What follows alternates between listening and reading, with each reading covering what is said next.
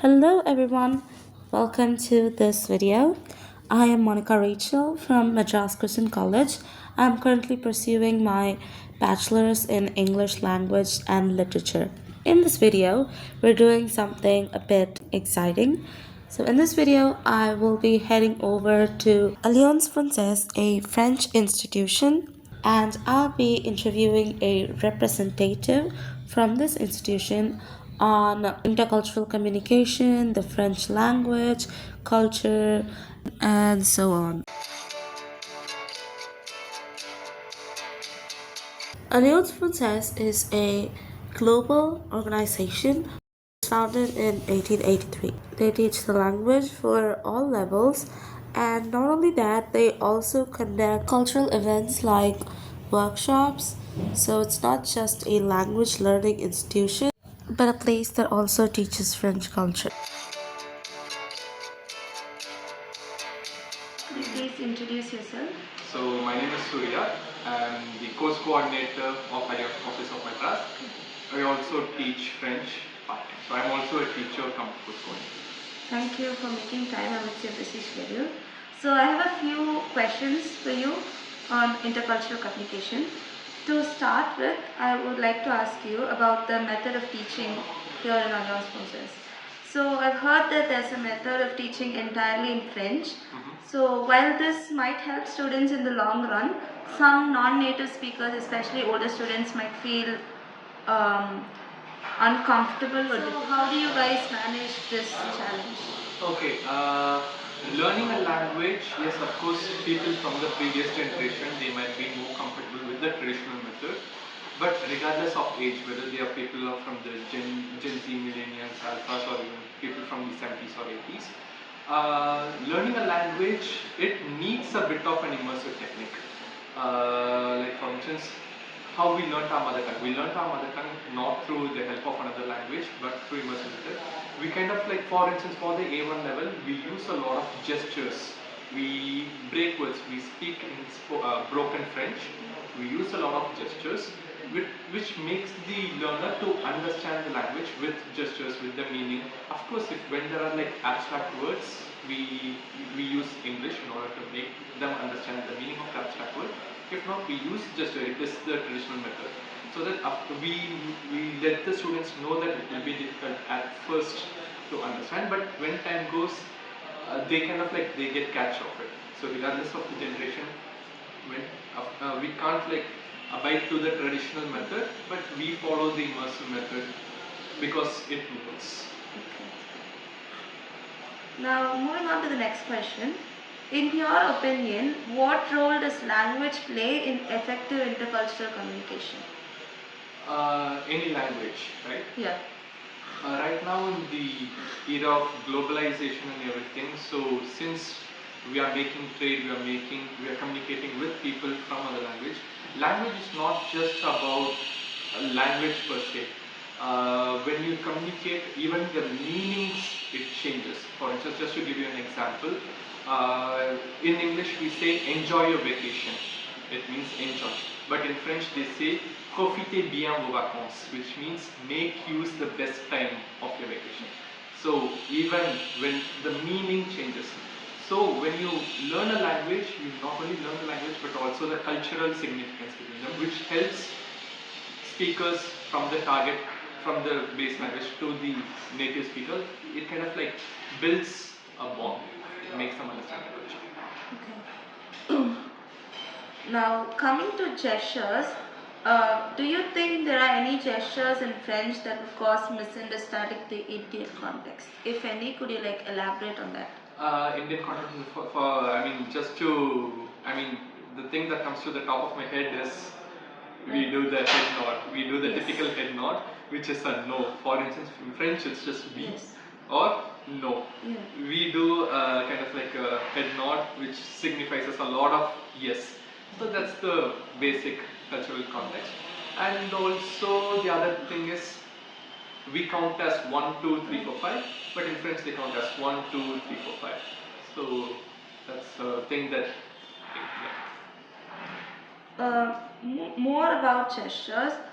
Do you think there would be any problems in like formal settings because of these kind of gestures?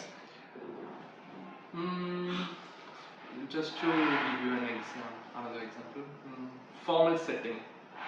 Yes, as I said, maybe just to come up with the example of if we nod like this, it might misinterpret as a no, and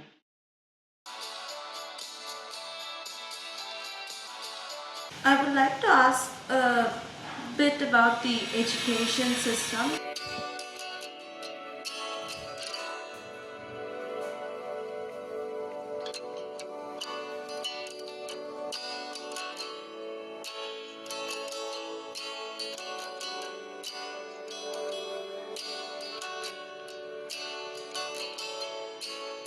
we over here we have a lot of examinations, but over there it's more of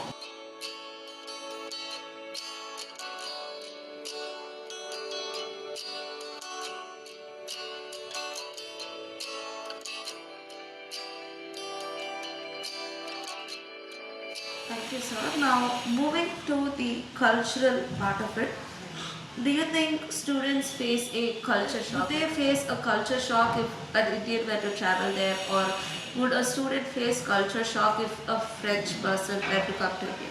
yeah, the major culture shock that I would say is more in a professional context is the French after they work hours they don't touch work unless if they are in a higher post when they are in a higher post and when it demands to be available they kind of like do that. If not I mean Westerners in general they kind of like stick to their time frame. But we over here even if our time our shift is till 5 p.m. or 5:30, we kind of stay back for like 10 to 15 minutes in order to complete the work and then go. Secondly, in order to give you another thing is, it's more of the wedding style. Over here we have the wedding and the reception that happens at the same time. But over in France, usually the receptions they happen late at night. It starts at like 9 p.m. or 10 p.m. and it goes till 4 a.m. the next day. It should be something that, just to give you a cultural context. The cultural skill that students would need at Alliance Française specifically. What the student needs. Yeah, the intercultural like skill in order to learn the cultural aspects and.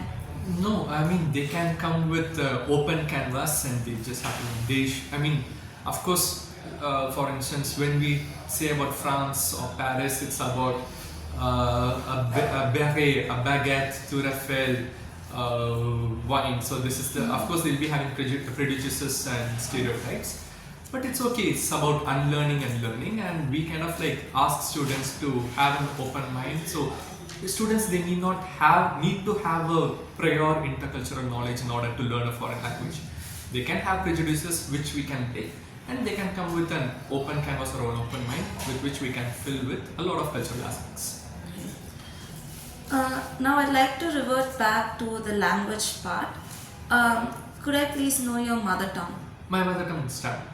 Okay, so is Tamil easier to learn for a non-native Tamil speaker, or would French be easier to learn for a non-native French speaker? It depends. For instance, for Tamil speakers, the Asian languages, let's say Korean, Japanese, it has the same sentence structure of SOV, subject, object and verb. At times we also eliminate subject and object and verb. So for instance, for an Asian speaker like let's say Japanese or Korean, it will be easier for them to learn Tamil than French. Likewise for people who have a European mother tongue background like Spanish or Italian, for them it would be more familiar with the English because